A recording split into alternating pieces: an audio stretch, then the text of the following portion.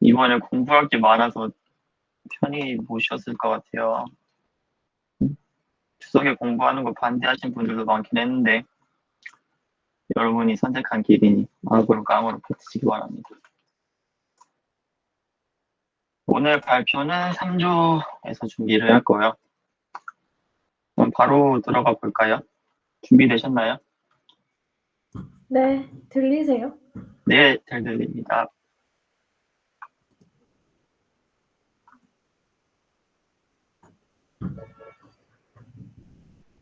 안녕하세요. 저희 팀은 홍대와 건대 사이 3조입니다. 김기현님, 안정현님, 양가연님, 이빈님, 정수현님, 함유진님 이렇게 여섯 명으로 이루어져 있는 팀입니다.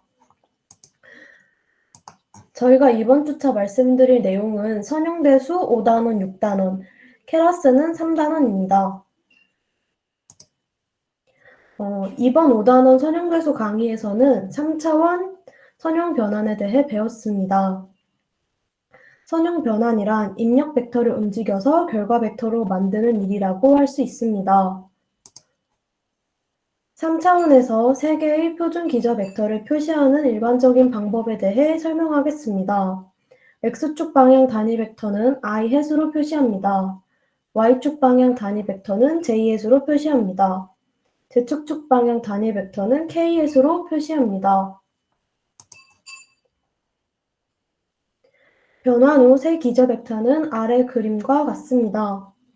세 벡터의 좌표값을 열로 합쳐서 3/3 행렬을 적을 수 있습니다.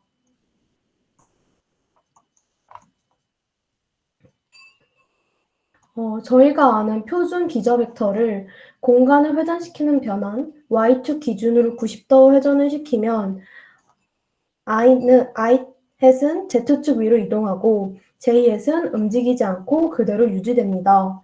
k-햇은 x축 위로 이동합니다. 변환 행렬과 입력 벡터의 곱을 알아보겠습니다. 입력 벡터가 변환 후 어디로 위치하는지 알아내는 방법은 2차원에서 했던 방법과 거의 동일합니다. 변환 행렬의 첫 번째 열은 i-hat, 두 번째 열은 j-hat, 세 번째 열은 k-hat입니다. 각 기저 벡터들을 그 팩터로 스케일링해서 합치면 원하는 결과 벡터를 얻습니다. 중요한 점은 스케일링과 더하는 절차가 변환 전후에도 같다는 점입니다. 그래서 그 벡터의 변환 결과를 알려면 벡터의 좌표값을 행렬에 대응되는 열과 곱한 다음 그 결과들을 합합니다. 그 결과 벡터는 xi hat 더하기 yj hat 더하기 zk입니다.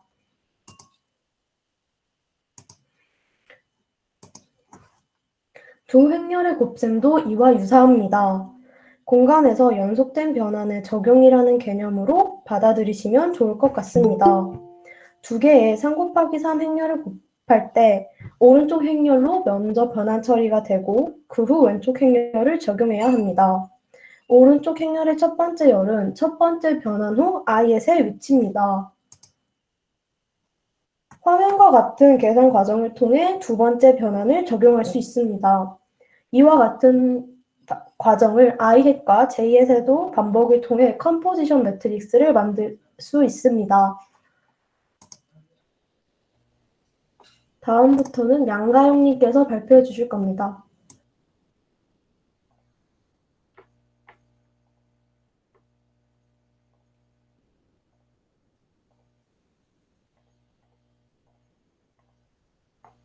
혹시 보이시나요?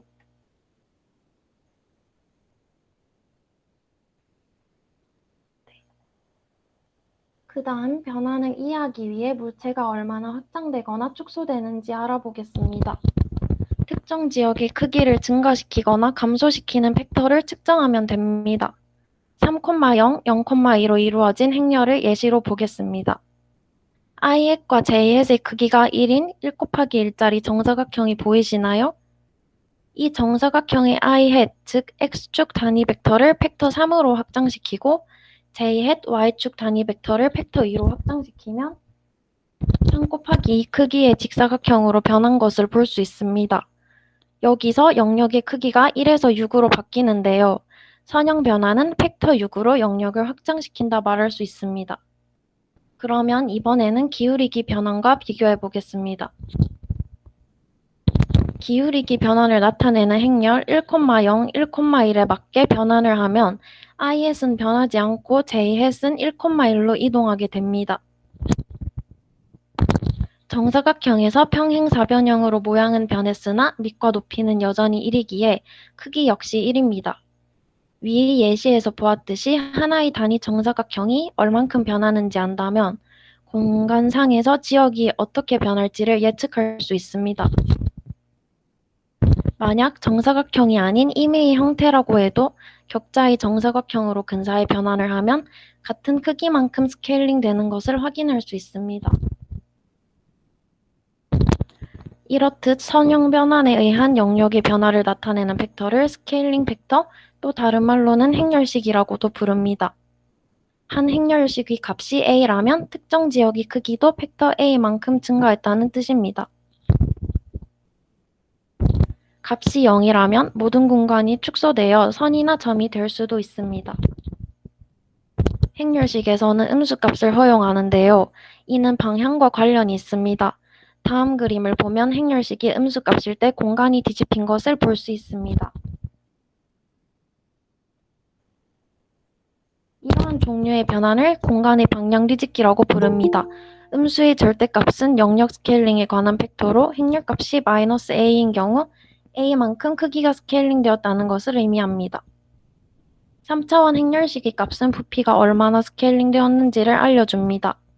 2차원에서는 정사각형을 사용했듯 3차원에서는 정육면체를 통해 확인할 수 있습니다.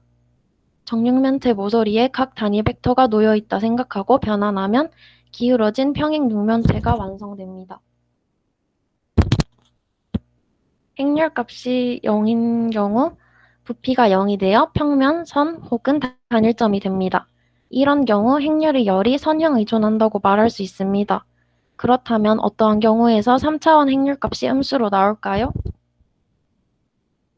행렬값이 양수인 경우 변환이 되어도 오른손 법칙에 맞게 여전히 오른손을 유지할 수 있습니다.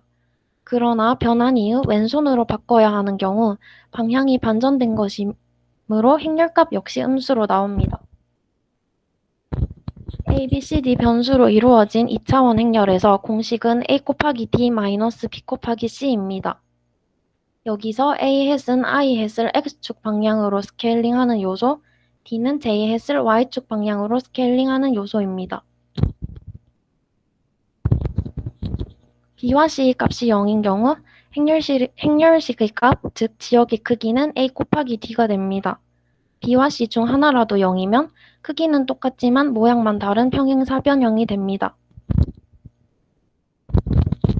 B와 C 둘 다 0이 아닌 경우 B 곱하기 C 값이 평행사변형을 대각선 방향으로 얼마나 확장하거나 축소했는지 알려줍니다. 공식을 사용해 문제를 계산해보며 익히는 것 또한 중요하지만 그보다 행렬식 값이 무엇을 의미하는지가 더 중요하다는 것이 이번 강의의 핵심 내용입니다. 이상 선형대수 발표를 마치겠습니다. 감사합니다.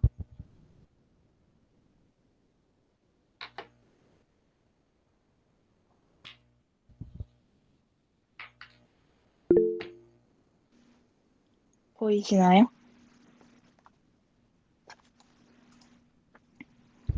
그럼 지금부터 케라스 3장 발표 시작하겠습니다. 예제를 보기 전에 신경망의 구조에 대해 짚고 넘어가겠습니다. 신경망은 네트워크를 구성하는 층, 입력 데이터와 그에 상응하는 타깃, 학습에 사용할 피드백 신호를 정의하는 손실함수, 학습 진행 방식을 결정하는 옵티마이저로 구성되어 있습니다. 이들 간의 상호작용을 그림으로 나타내면 오른쪽과 같습니다. 입력 데이터가 연속된 층을 거치면서 예측값을 내놓습니다. 그럼 이를 실제 타깃과 비교하여 예측이 기대값에 얼마나 잘 맞는지 측정하는 손실값을 만듭니다. 옵티마이저는 손실값을 사용하여 가중치를 업데이트합니다. 이것이 신경망의 간단한 구조라고 할 수 있습니다. 신경망의 층에 대해 알아보겠습니다. 층은 딥러닝의 구성 단위로 데이터 처리 모듈입니다.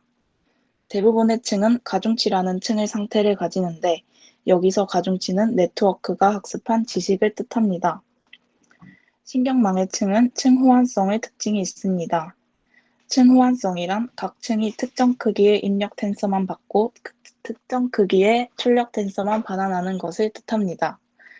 아래의 코드를 보면 첫 번째 층은 인풋 4개 변수를 지정하였지만 두 번째 층은 인풋 4개 변수를 지정하지 않았습니다. 하지만 층 호환성에 의해 앞선 층의 출력 크기를 입력 크기로 자동으로 채택하게 됩니다. 다음으로 신경망의 모델, 즉 층의 네트워크에 대해 알아보겠습니다. 신경망은 다양한 네트워크 구조를 갖습니다. 여기서 네트워크의 구조란 가설 공간을 뜻합니다. 네트워크 구조에는 가지가 두 개인 네트워크, 출력이 여러 개인 네트워크, 인셉션 블록 등 다양한 구조가 있습니다. 자세한 내용은 7장에서 배우고 지금은 문제에 따라 적절한 네트워크 구조를 사용하는 직관력을 높이는 게 중요하다는 사실만 이해하고 넘어가면 되겠습니다. 마지막으로 손실함수와 옵티마이저에 대해 알아보겠습니다. 손실함수는 목적 함수로도 불리며 훈련하는 동안 최소화될 값입니다. 즉, 손실함수가 주어진 문제에 대한 성공 지표가 됩니다. 옵티마이저는 손실함수를 기반으로 네트워크가 어떻게 업데이트될지 결정합니다. 특정 종류의 확률적 하강법을 구현합니다. 이제 딥러닝을 구현하려면 코드를 돌릴 프로그램이 필요합니다. 이 책에서는 코드 예제를 위해 케라스를 사용합니다. 케라스는 딥러닝 모델을 간편하게 만들고 훈련시킬 수 있는 파이썬을 위한 딥러닝 프레임워크입니다.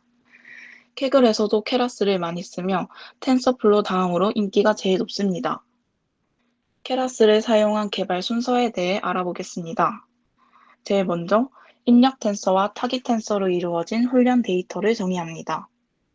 다음으로 입력과 타깃을 매핑하는 층으로 이루어진 네트워크를 정의합니다. 여기서 네트워크를 정의하는 방법은 시퀀셜 클래스와 함수형 API가 있습니다. 시퀀셜 클래스는 가장 많이 사용되는 구조인 층을 순서대로 쌓아 올린 네트워크입니다. 함수형 API는 임의의 구조를 만들 수 있는 비순환 유형 그래프를 만드는 네트워크입니다. 다음으로 손실함수, 옵티마이저, 모니터링하기 위한 측정 지표를 선택하고 학습 과정을 설정합니다. 마지막으로 훈련 데이터에 대해 모델의 핏 메서드를 반복 고출합니다. 이러한 프로그램을 돌리기 위해서는 컴퓨터를 세팅해야 됩니다. 딥러닝을 할 때 GPU 카드가 있으면 더욱 빠르게 학습시킬 수 있습니다. 그 중에서도 최신 딥러닝 프레임워크들은 엔비디아사의 그래픽 카드에서만 작동하므로 최신 엔비디아 GPU를 권장합니다. GPU 카드가 없을 때와 고사양 엔비디아 GPU 카드가 있을 때의 설치 차이점이 있기 때문에 이 부분은 자신의 컴퓨터 사양에 맞게 책을 참고하여 설치하면 되겠습니다. 위의 두 방법 모두 주피터 노트북을 설치해야 합니다. 주피터 노트북은 데이터 과학과 머신러닝에 폭넓게 사용됩니다. 긴 코드를 구간마다 실행할 수 있기에 이 책의 예제를 실행하기에 적합합니다.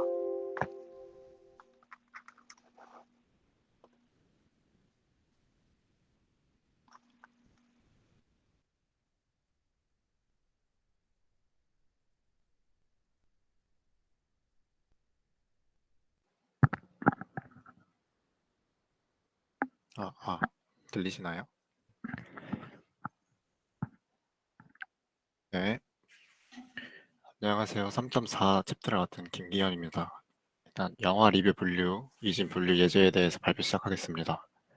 일단 저희가 데이터로 사용할 IMDb를 알아볼 건데 이 IMDb는 인터넷 영화 데이터 베이스로 가져온 리뷰 5만 개로 이루어져 있습니다. 표로 보시는 바와 같이 5만 개가 각각 절반씩 훈련 데이터와 테스트 데이터로 나뉘고 각 데이터에서도 절반씩 긍정과 부정 리뷰로 나뉘게 됩니다. 훈련 데이터와 테스트 데이터를 나누는 이유는 훈련 데이터에서 잘 작동하던 것이 실전, 즉 처음 보는 데이터에서도 잘 작동한다는 보장이 없고 훈련 데이터와 타깃 사이 매핑을 외워버릴 수도 있기 때문에 같은 데이터 안에서 훈련과 테스트는 이루어질 수 없게끔 해야 합니다. 다음 데이터셋 로드 과정을 보겠습니다. 일단 첫 번째 줄은 케라스 데이터셋에서 IMDb를 로드하는 과정이고, 두 번째 줄은 훈련 데이터와 테스트 데이터로 나누는 과정이고, 트레인 데이터와 테스트 데이터는 각각 리뷰 목록을 나타내고, 첫 번째 리뷰를 뽑아보면 밑에 보이듯이 인코딩된 숫자로 나열돼서 나옵니다. 이제 트레인 레이블스와 테스트 레이블스는 부정과 긍정으로 나누는 리스트이고, 여기 트레인 레이블스의 첫 번째를 뽑아보면 이제 긍정 리뷰인 것으로 나오는 걸 볼 수 있습니다.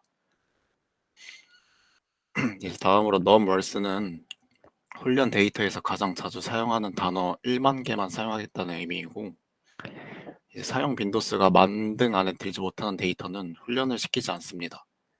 따라서 가장 자주 등장하는 1만 개로 제한을 해놓기 때문에 단어 인덱스는 9,999를 넘지 못합니다. 이제 다음 과정은 숫자로 전처리되어 있는 데이터를 다시 영어로 복구하는 과정인데, 먼저 word 인덱스는 이제 단어와 정수 인덱스를 매핑한 딕셔너리라고 보면 됩니다. 일단 매핑이라는 것은 예를 들어보면 1이라는 숫자에 work라는 단어를 대입시킨 거라고 보면 됩니다. 이제 두 번째 줄을 보면 정수 인덱스와 단어를 뒤집는 과정이라고 보면 됩니다. 여기서 value와 키값의 순서를 바꿔주는 것 같이 정수 인덱스와 단어를 뒤집어 줍니다. 이제 마지막 줄은 트레인 데이터를 디코딩 하는데 get이라는 키를 통해서 get에 들어오는 키 값을 통해서 value를 찾아주고 못 찾을 경우 이제 물음표로 대체를 해줍니다.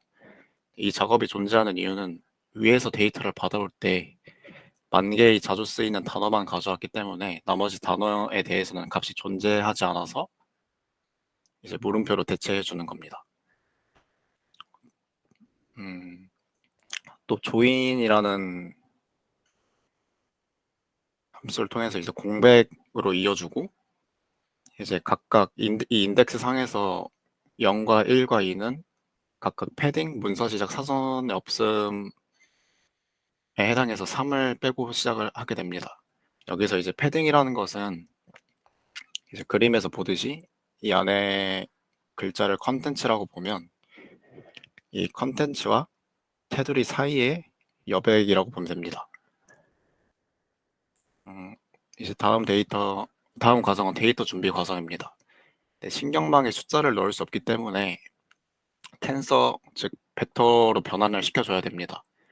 여기서 사용할 방법은 원핫 인코딩인데, 원핫 인코딩은 단어 집합의 크기를 벡터의 차원으로 변환하고 표현하고 싶은 단어의 인덱스에 1의 값을 부여한 다음에 다른 인덱스에 0의 값을 부여하는 벡터 표현 방식입니다.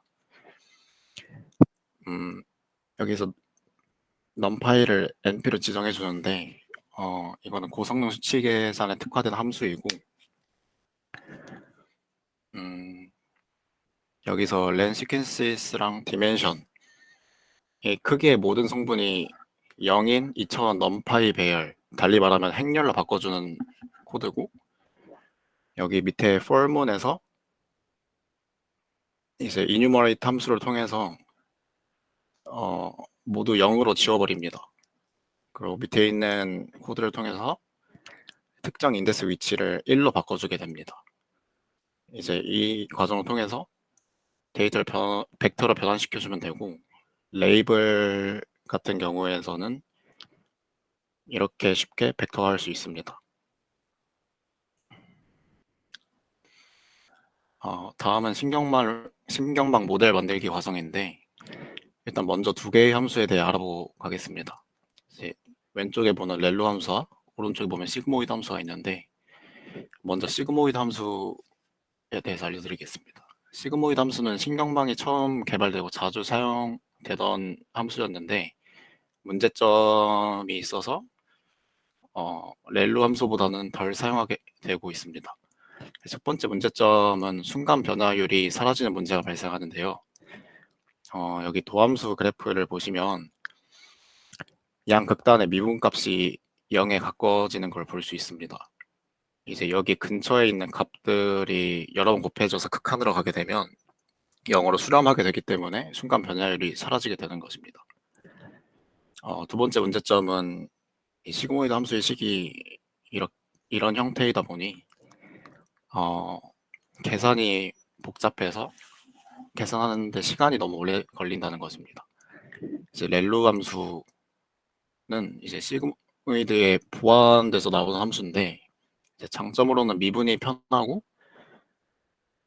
달리 말하면 이제 시그모이드 함수보다 계산이 6배 빠르다고 합니다. 이제 순간 변화율 사라짐 현상이 일부 완화된 걸 볼 수 있는데 x 값이 양수일 때 함수 값은 항상 양수이고 음수일 경우에는 뭐라 해도 이렇게 0인 상태로 가게 돼버립니다. 렐루 함수의 식은 그래프 밑에 있는 코드와 같은데 식에 보이는 w와 b는 각각 가중치와 편향을 나타내고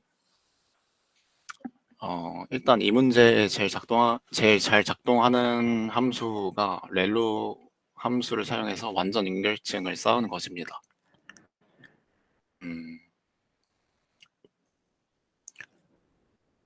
이제 사용하는 완전 연결층에는 16개의 은닉 유닛이 들어있고요. 따라서 가중치 행렬의 크기가 input dimension, 16으로 정해지게 됩니다. 입력 데이터 인풋과 가중치를 점곱하게 되면 16차원의 공간으로 투영하게 됩니다.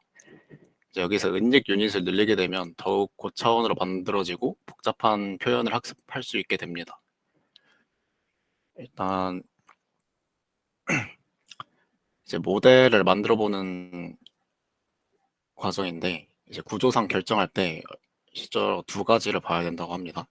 얼마나 많은 층을 사용할 것인가, 그리고 각 층에는 얼마나 많은 은닉 유닛을 둘 것인가. 일단 여기 글쓴이가 유도하는 구조로 작성을 해보면 일단 이렇게 16개의 은닉 유닛을 가진 2개의 은닉층으로 구성하고 있고 마지막 층은 현재 리뷰의 감정을 스칼라 값의 예측으로 출력하는 시그모이드 함수로 임의의 값을 0과 1 사이로 압축하는 출력 값을 확률처럼 해석 가능합니다.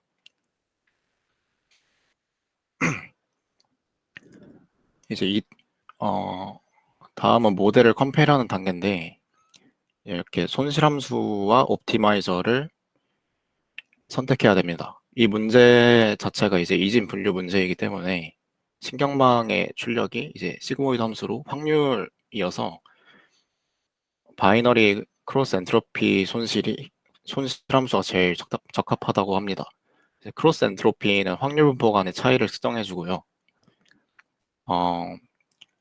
이제 가끔가다 옵티마이저 맥의 변수를 바꾸는 경우와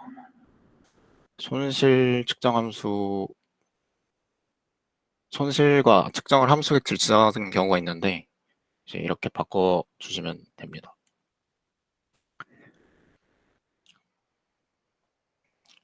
이제 다음은 훈련 검증 단계고요.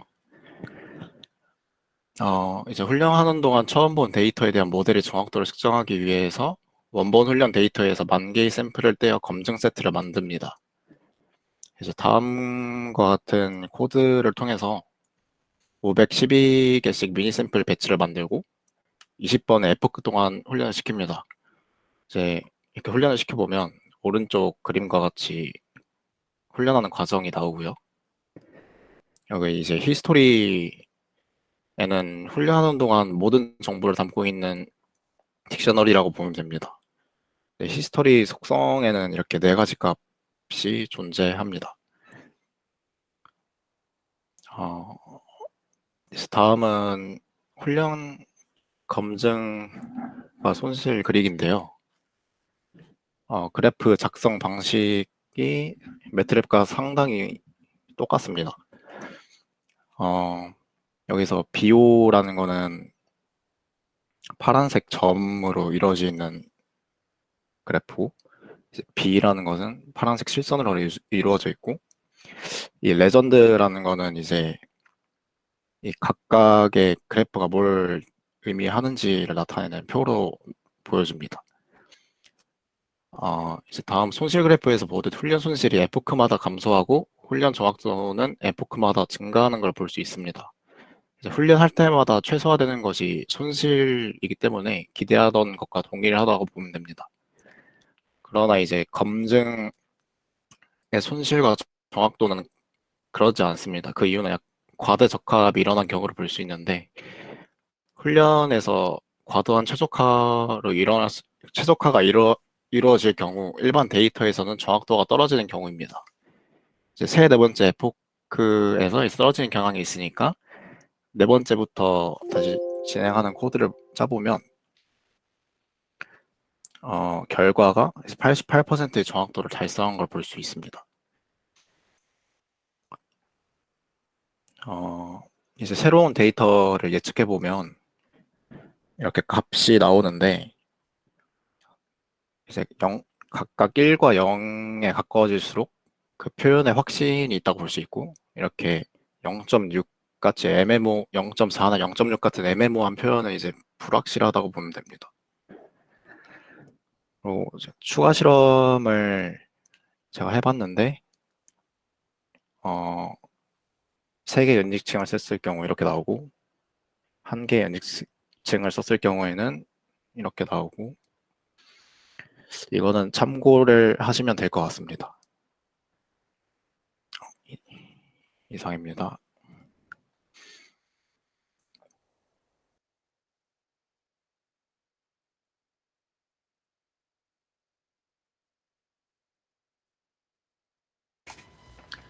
들리시나요? 네.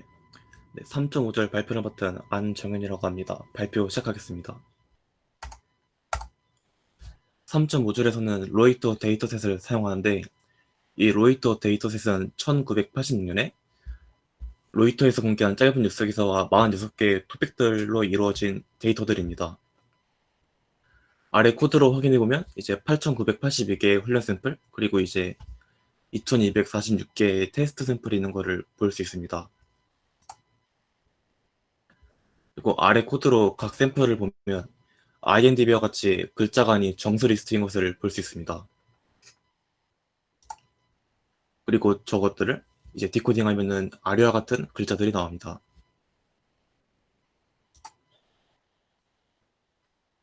그리고 이제 학습을 위해서 데이터를 레이블에서 벡터로 변환을 해야 되는데 IMDb에서 사용했던 같은 코드들이 사용됩니다. 왼쪽에 있는 함수와 오른쪽에 있는 to 카테고리컬은 같은 원핫 인코딩인데 트레인 데이터와 테스트 데이터는 이제 파이썬 리스트의 넘파이 배열이기 때문에 to 카테고리컬은 진짜 사용이 불가능해서 따로 함수를 만들어서 사용하였습니다.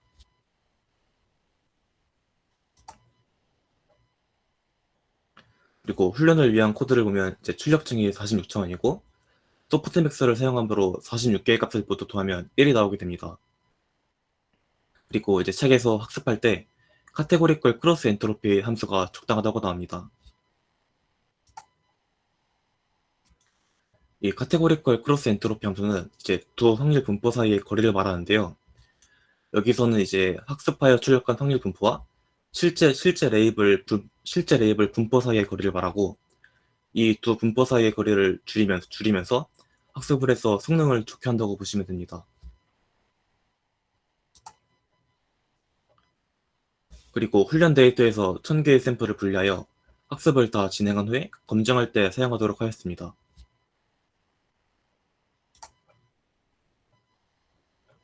그 결과가 이렇게 되는데 지금 이 점들을 보시면은 문제가 없어 보이지만 이 선이 이제 검증 데이터인데 이 검증 데이터로 보면은 이제 9번째 이후에 과적합이 있는 거를 볼 수 있습니다.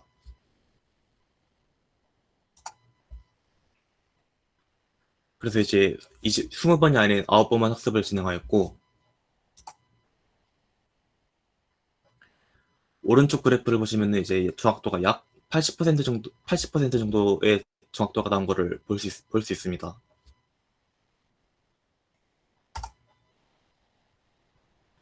그리고 이게 학습한 모델 객체를 간단히 확인해 보면 이제 각 항목들의 길이는 46km 나오고 소프트맥스를 사용해서 원소 회합은 1인 걸 볼 수 있습니다.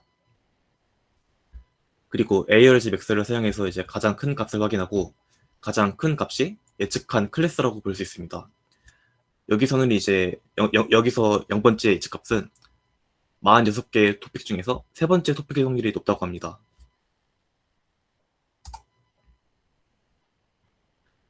그리고 이게 앞쪽에서 다룬 내용의 보충 내용인데 레이블을 훈련하기 위해 인코딩하는 방법 중 아까는 원핫 인코딩을 사용했는데 또 다른 하나는 이제 보시는 것처럼 np.array를 이용해서 정수 텐서로 사용하는 방법입니다. 이 방식을 사용하면 범주형 레이블이 아닌 정수 레이블을 사용하게 되기 때문에 앞에 이 스펄스를 붙여준 다른 함수를 사용해야 됩니다.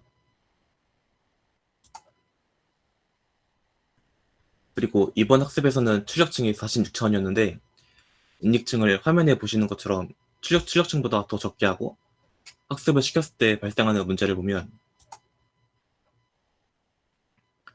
은닉층이 줄어든 만큼 많은 정보들을 압축했다가 다시 46,000에 맞게 복원하고 이 과정에서 손실된 값이 많아지기 때문에 보시면은 전보다 정확도가 더 떨어진 것을 볼 수 있습니다.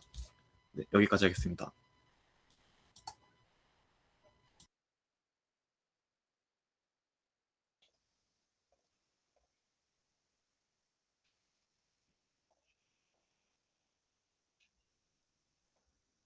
들리세요? 네, 이제 앞서 분류 문제를 다뤘던 거와 달리 이제 주택가격 데이터를 통해서 회귀 문제를 다뤄보도록 하겠습니다.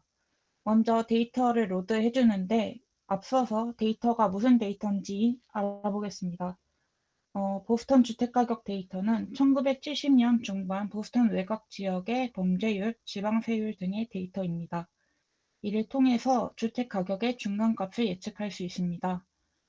훈련용 데이터와 테스트용 데이터로 나눠서 데이터를 로드해 준 다음에 이 쉐이프를 알아본 결과 404개의 훈련 샘플 그리고 102개의 테스트 샘플이 있는 것을 알 수 있습니다.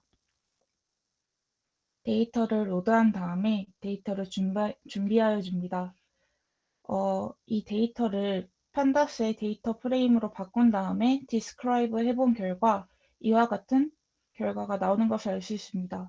0번째 열에서의 평균은 3.745인 반면에 9번째 열의 평균은 405.898로 각 특성마다 스케일이 상이하기 때문에 이를 해결하여야 줘야 합니다. 그래서 이를 특성별로 정규화하여 해결하여 줍니다. 정규화하는 것은 특성에서 평균을 빼고 표준 편차로 나누는 것입니다. 이때 가장 주의해야 할 점은 테스트 데이터를 정규화할 때 훈련 데이터의 평균과 표준 편차를 사용해야 한다는 것입니다. 그 이유는 훈련 데이터와 테스트 데이터를 각각 다른 스케일로 변환하게 되면 훈련 데이터에서 학습한 정보가 쓸모없게 되는 셈이기 때문입니다. 데이터를 다 준비하였으면 이제 모델을 구성해 줄 건데요. 주택가격 데이터의 개수가 적기 때문에 과대적합이 더 쉽게 일어나므로 은닉층의 개수가 1개 또는 2개인 모델을 사용하여 줍니다. 그래서 총 3개의 층을 사용하여 주었는데요. 먼저 2개의 층은 은닉 유닉이 64개인 층을 사용하여 주었고 활성함수는 렐로 함수로 설정하여 주었습니다. 이때 특이한 점이 마지막 출력층에 활성함수가 없다는 것인데요. 이는 전형적인 스칼라 회귀, 즉 연속적인 값을 예측하는 회귀를 위한 구성으로 활성함수를 적용하면 출력값의 범위를 제한하기 때문에 출력값을 제한하지 않고 자유롭게 학습하기 위해 마지막 층에 활성함수를 설정하지 않았습니다. 그리고 층을 쌓았으면 이제 컴파일 해줄 건데요. 이때 손실함수와 평가 지표에 이때까지 보지 못했던 낯선 지표들이 있는 것을 볼 수 있습니다. 손실함수로는 평균 제곱 오차, MSE를 사용하였는데요. 이는 회귀 문제에서 자주 사용하는 손실함수입니다. 보시는 식과 같습니다. 예측과 타깃 사이의 거리의 제곱의 평균을 의미합니다. 이때 제곱을 해주는 이유는 오차를 양수로 만들고 더 큰 오차를 부각하기 위함입니다. 그리고 평가 지표로 평균 절대 오차, MA를 사용하여 주었는데요. 정확도 개념은 회계에 적용되지 않기 때문에 회계 문제에 자주 사용되는 평가 지표입니다. 예측과 타깃 사이의 거리의 절대값의 평균입니다. 모델을 구성하여 주었으면 이제 훈련하고 검증할 차례입니다. 앞서 말했다시피 부스터 주택 가격의 검증 세트가 매우 작기 때문에 검증 세트와 훈련 세트가 어떤 데이터 포인트로 선택되었는지에 따라 검증 점수가 크게 달라집니다. 그래서 이를 방지하기 위해서 우리는 K격 검증을 사용할 것입니다. K격 검증에 대해 먼저 설명드리겠습니다. 일단 예를 들어서 K를 4로 설정하여 줍니다. 데이터를 4개의 분할로 나눈 다음에 K-1개, 즉 3개의 분할해서 훈련시키고 나머지 1개의 분할해서 검증시킵니다. 그리고 이 검증 세트로 선택되는 분할이 모델마다 달라지게 됩니다. 예를 들어서 첫 번째 모델에서는 첫 번째 분할이 검증 세트로 선택되고 두 번째 모델에서는 두 번째 분할이 검증 세트로 선택되게 됩니다. 결론적으로 검증 점수는 이 K개의 모델의 검증 점수의 평균이 되게 됩니다. 이렇게 K격 검증에 대해 알아봤으면 이것을 이용해서 주택가격 데이터를 훈련시키고 검증해 보겠습니다. 코드는 왼쪽과 같습니다. 넘발 샘플스라는 것을 설정해 줄 건데요. 이것은 데이터를 K개로 나눴을 때 한 분할의 크기를 말합니다. 그래서 한 분할의 크기만큼 검증 데이터를 준비하여 줍니다. 그리고 numpy에 concatenate라는 numpy 배열을 붙이는 함수를 사용하여서 그 검증 데이터를 제외한 나머지 데이터를 붙여서 훈련 데이터를 준비하여 줍니다. 그 다음 훈련을 시킵니다. 그 다음에 검증 세트로 평가하여 줍니다. 마지막 줄에서 나왔다시피 all scores라는 리스트에 그 검증 MA를 모두 append 해줍니다. 모두 훈련시켰으면 all scores라는 리스트를 출력해보면 이와 같이 나옵니다. 1.8에서 2.6까지 그 폭이 넓은 것을 보아 검증 세트가 어떤 것으로 선택되느냐에 따라 검증 점수가 크게 달라짐을 알 수 있습니다. 그래서 이들의 평균이 2.3이 설득력 있는 검증 점수라고 판단할 수 있습니다. 앞에서는 에포크의 개수가 100개였다면 이제 에포크의 개수를 500개로 늘려서 똑같이 훈련 검증을 해주었습니다. 여기서도 all MA histories라는 리스트에 검증 MA를 모두 append 해주었습니다. 그래서 all MA histories는 이와 같은 행렬로 나타나게 되고 이것을 리스트 컴프리헨션을 이용하여서 모든 폴드에 대한 에포크의 MA 점수 평균 리스트를 만들어줍니다. 이 리스트를 이용하여서 이제 검증 점수 그래프를 그려줍니다. 근데 검증 점수 그래프를 그리면 이 그래프가 범위가 크고 변동이 심하기 때문에 더 보기 쉽게 수정할 필요가 있습니다. 수정할 때 두 가지를 고려해야 하는데 첫 10개 데이터 포인트를 제외해야 한다는 것입니다. 이 그래프를 보면 첫 10개의 데이터 포인트가 다른 데이터 포인트의 스케일에서 많이 벗어난 것을 볼 수 있습니다. 그래서 제외를 시켜야 하고 그 그래프를 좀 더 부드러운 곡선으로 만들어주기 위해 각 데이터 포인트를 이전 포인트의 지수 이동 평균으로 대체하여 줍니다. 다음과 같이 두 가지 수정 요소를 거쳐서 대체해 주는데 이때 지수 이동 평균에 대해 더 설명드리자면 시계의 데이터를 부드럽게 만드는 기법 중에 하나로 옵티마이저 RMS 프로프에 사용됩니다. 그래서 최종적으로 수정한 그래프는 다음과 같고 그래프를 보면 80번째 에포크 이후로 MA가 줄어드는 것을 멈춥니다. MA는 평균 절대 오차로 그 MA가 적은 것이 모델의 성능이 더 좋은 것인데 이것이 줄어드는 것을 80번째 에포크 이후로 줄어드는 것을 멈춘 것으로 보아 에포크의 개수를 80개로 다시 조정한 다음에 최종 모델을 훈련시켜 주었습니다. 에포크의 수를 조절하였지만 아직 예측과 타깃이 $2,556 정도 차이 나는 것을 볼 수 있습니다. 이상으로 발표를 마치겠습니다.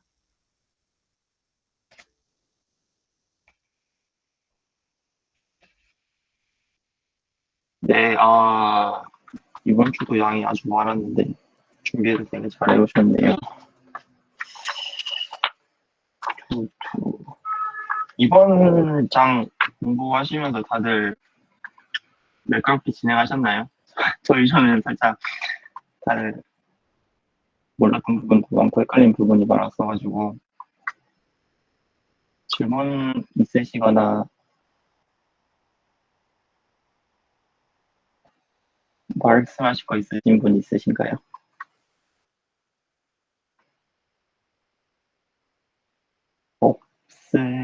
없으시구나. 제가 별건 아니고 전에 잠깐 했던 내용을 잠깐 소개해 드릴게요.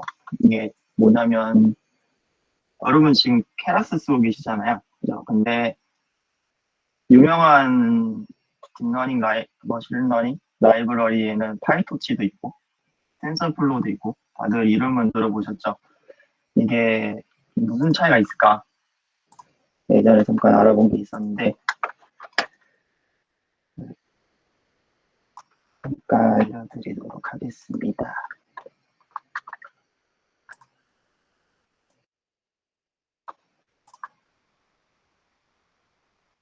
보이시죠?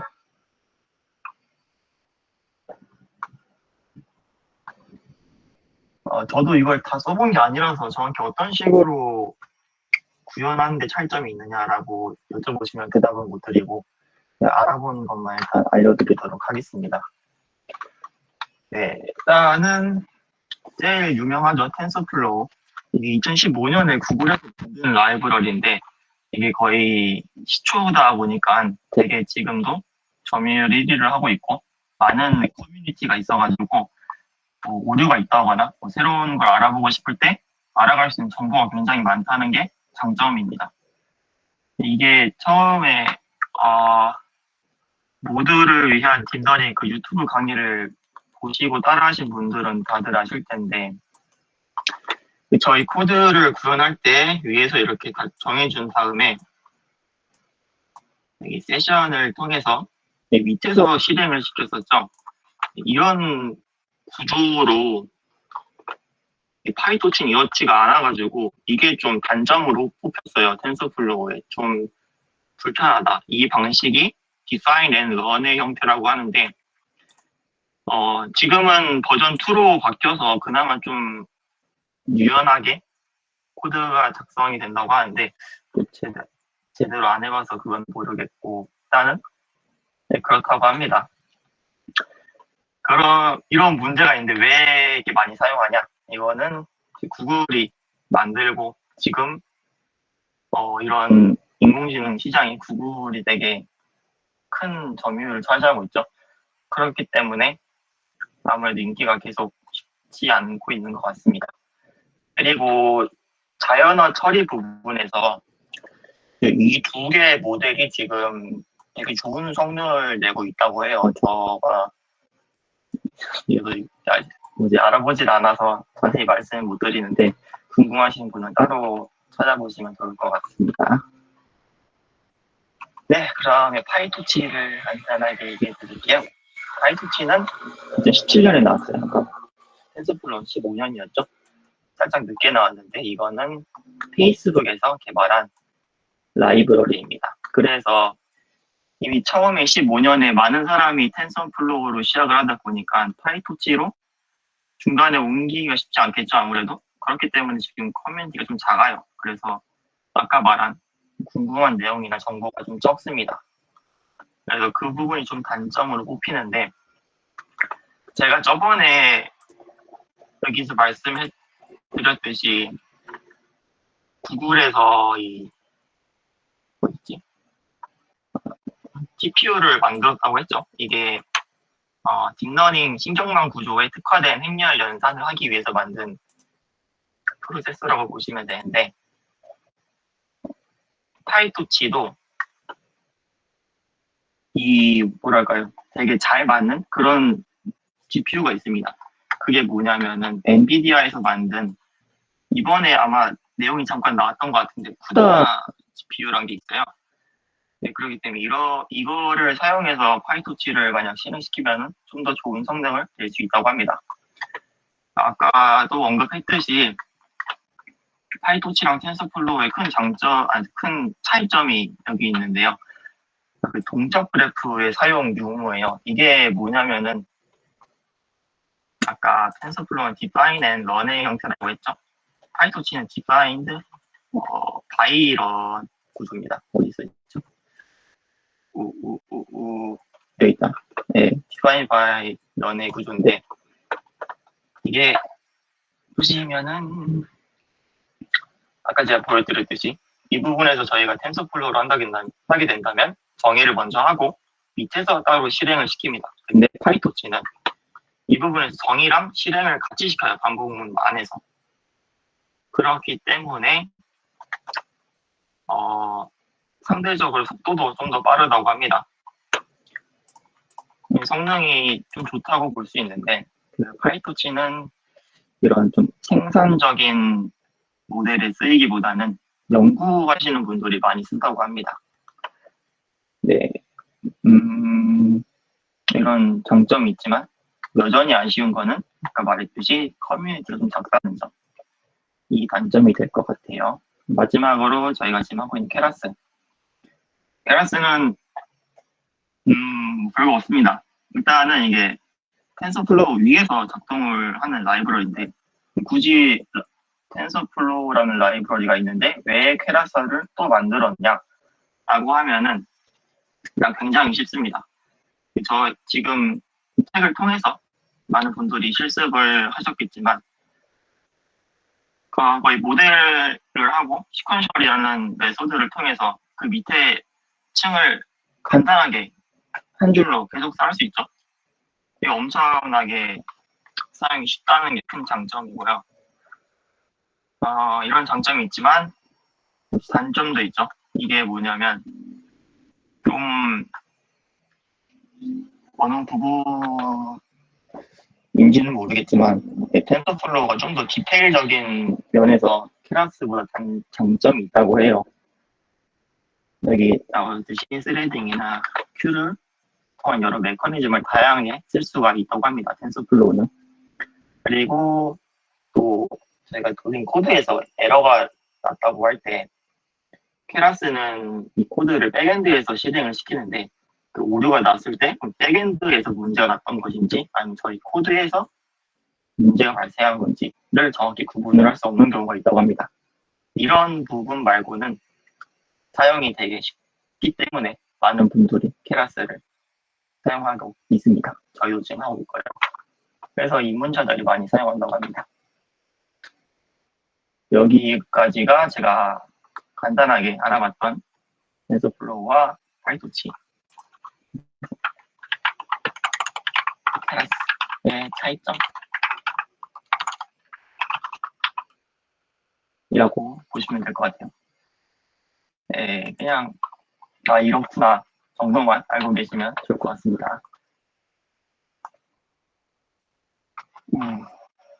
네, 저희 다음 주에 전체 콩콜이 있어요. 다들 아시죠? 그래서 전체 콩콜 발표는 1조가 하게 됐습니다.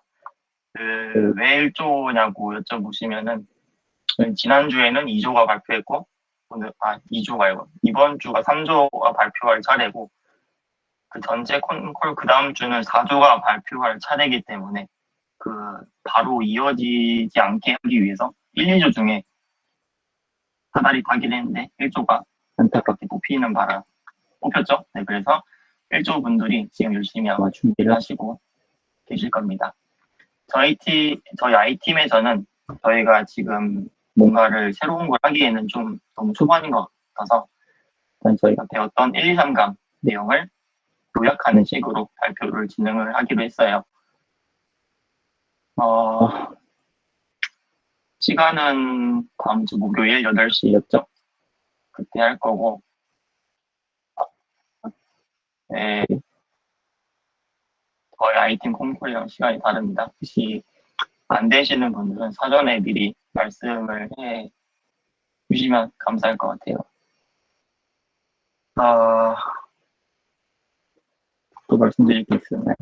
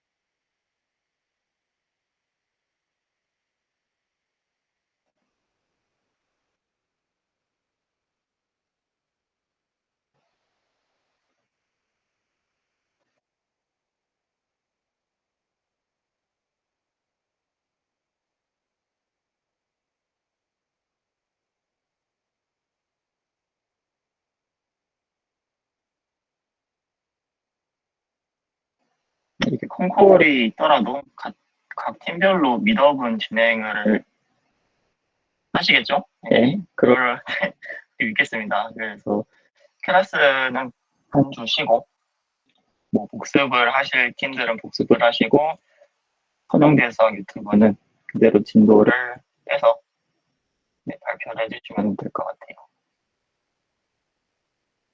네,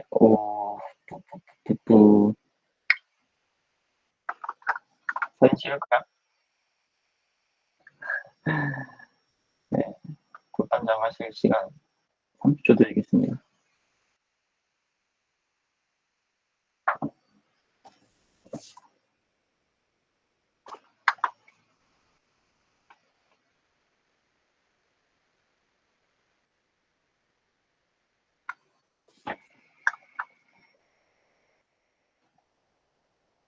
준비되신 분은 캠 켜주세요.